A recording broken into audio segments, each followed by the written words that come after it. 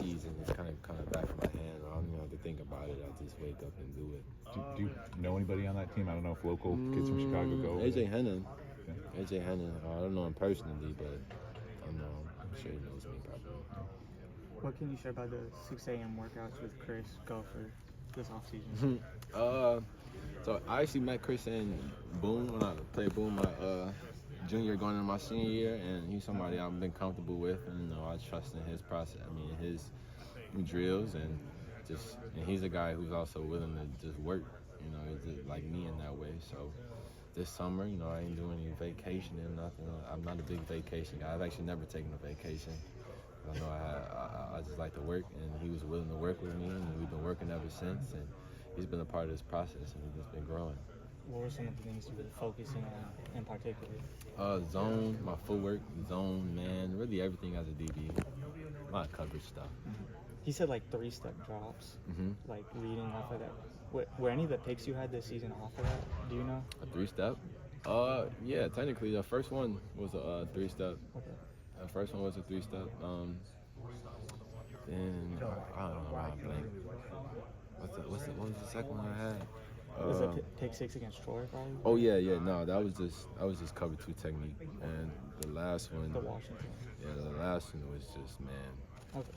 So, but yeah, the 3-step was the first one to get to the North State. That was a 3-step job, just reading quarterback. I remember when you came back from the suspension last year, and you basically said like you've made mistakes in the past. That's not the first one you've made. That's not the last one you made. Like, where do you kind of get that perspective from? I think I just have a great support system around me, who gives me that perspective, and I was lucky enough to have a great dad and a great mom to grow up and kind of give me that perspective. They were ahead of their time and allowed me to be ahead of my time by just passing that knowledge and listening to them and listening to my support system around me, and just everything I do, I just try to gather knowledge. Whether if I'm here now, I'm looking around, making sure no one's around, trying to, you never know. And that's another thing about Chicago. I think Chicago is just that instinct, because you always have to be just aware of your surroundings, spatial awareness, and because you never know, anything can happen anywhere. So I think that all of that combined has kind of made me who I am today. Is there any moments in particular you felt were I just made you that way, or that really opened your eyes to certain things? No, there's a lot of particular moments. I've been through a lot in life, so I've had a lot of lessons and a lot more lessons ahead of me. So I just try to look at those losses and make them lessons and learn from them and continue to move forward, because that's all we can do as human beings, is just continue to move forward. It's like a shark. You got to continue to move forward. Once you stop, you know what happens. So against Michigan State, it looked like Spartans were doing most of their damage by throwing away from you. And so when you're on that field, you're doing your job, and it's, they're not giving you the opportunity to make that big play, to make that big pick very often. What's that like from your perspective? Is that frustrating at all, or are you just focusing on your own job, or what's that like? It's definitely a different challenge. I believe that was the first time I actually had to face that challenge. But it's a challenge I'm looking forward to, and just making sure, you never know what play it is, but make sure that you're ready each and every play, so when they do come at you, you're still on point and able to make that play for your guy.